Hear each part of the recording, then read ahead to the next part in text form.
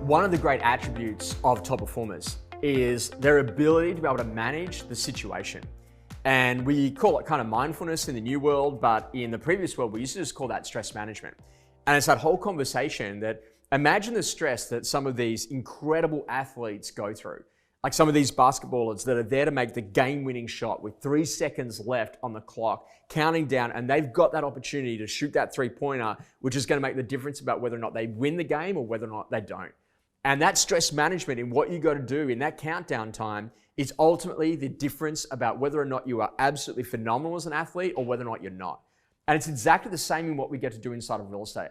In being a great real estate agent, it is our ability to be able to manage the stress that significantly allows us to be able to perform at our absolute best.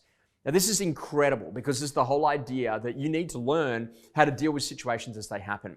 One of the most important things that I've done is I've just made this whole conversation that whenever something happens, I'm going to allow more distance between the stimulus and the response unless it needs an absolute response immediately. And so we live in a world that's filled with drama. We live in a world that's filled with a whole heap of media that literally needs to tell you about an alert and this now, and you go onto their websites and the latest news and the flashing red light at you. Whereas the reality of it is, you actually don't need to know every single minute what's happened. It's fine to do a quick summary at the end of the day of the key events that have occurred rather than having to be on edge, driving that anxiety and that insecurity. And then we're now living in a world where mobile devices throw notifications at us, where we're cooked back into the conversation around what's happening on social. And then we're in a position that we're getting the drama about what's actually happening of the day. Your secret is the ability to be able to narrow that focus so you know exactly what you can do. And what I always say to people is that whenever something happens, I'll just go, you know what, we'll know the answer in 36 hours. Or if we're in a position that we're going through something where we can't predict the future, then what I do is I actually say, okay, great, let's set a date, and on that date, we'll go and make the decision. And all of a sudden, that relieves all of the stress, the thousands of questions that come flying at you. So look, actually, we're going to make a decision on that on the 19th, and we'll let you know the outcome. And this is such an important part because it is your ability to focus on the things that you can do. One of the things that really frees your mind in the stress management space is literally to learn that there are some models that can change the entire way that you work. My favorite model, without a doubt, is what we've got to call the can-do, can't-do model. Whenever there's new restrictions that are placed upon us in the way that we live in this era, one of the things I do is I write down all the things I can't do, but then I go and start writing down all the things that I actually can do.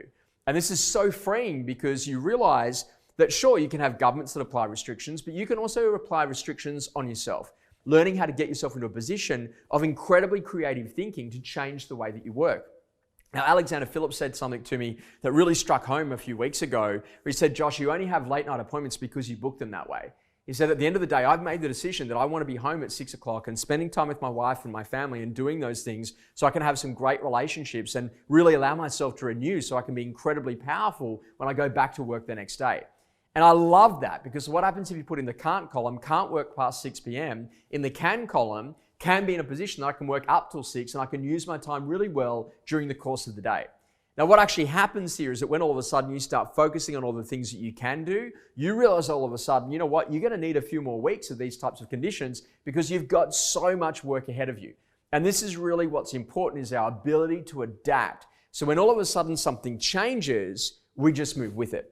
Now, one of my very early mentors, a gentleman by the name of Jonah Nader, he said to me, Josh, you're going to go through situations in life, and how long does it take you to get over them?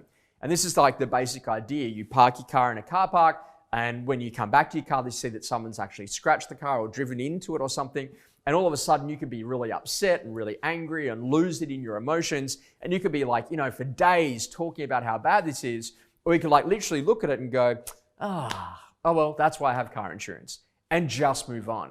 And this is the ability to not allow things to penetrate, to be a constant narrative in your head, because you talk to you more than anyone else actually talks to you. So what we have learned is that our stress management really comes back down to making sure that we've got these great stress releases that allow us to absolutely play at our best. Now, for me, I think about it when I went to go and read Tony Schwartz's book about this whole conversation around be excellent at anything. He was really talking about this whole thing that we need to know what we can do to have like these micro breaks to allow us to absolutely perform at our best. And that could be just breathing in deeply. It could be listening to a piece of music. It could be in a position that you go and get a quick coffee or go get a juice. You take some time out and away from the game. You ring a loved one It might actually just be that you really look after your diet, exercise, and sleep. Now, the latest studies on the immune system actually clearly indicate that how we eat and how we move, and then what we do in terms of our rest and relaxation, and particularly around sleep, makes a massive difference about our ability to be able to perform at our absolute best. Now, if you're not performing at your best, then you are suboptimal as a performer. You want to make sure that you perform at your best when your best is needed. And right now, your best is needed. But if you stay in a position of permanent alert, of permanent cortisol, of permanent stress, then you'll never actually be in a position that you can actually perform at your best. Now, stress is a great thing because it forces us in a really positive way to be able to push towards the deadline and to get a result.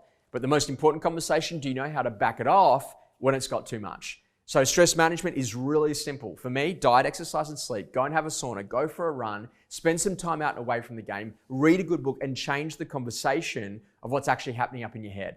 And I love that because in The Magic of Thinking Big, David Schwartz, he always just talks about it, that you've got this whole idea that you've either got the positive thought factory or you've got the negative thought factory. If we go and have a look at some of the most incredible people that we've worked with, Dr. Edward Hallowell, it's all about making sure that you know how to apply the brakes because your brain has a Ferrari engine. You know, the ability to completely overthink things and go way too far. Your ability to pull yourself up and to put some safety protective barriers around you are the things that are going to make you fundamentally great.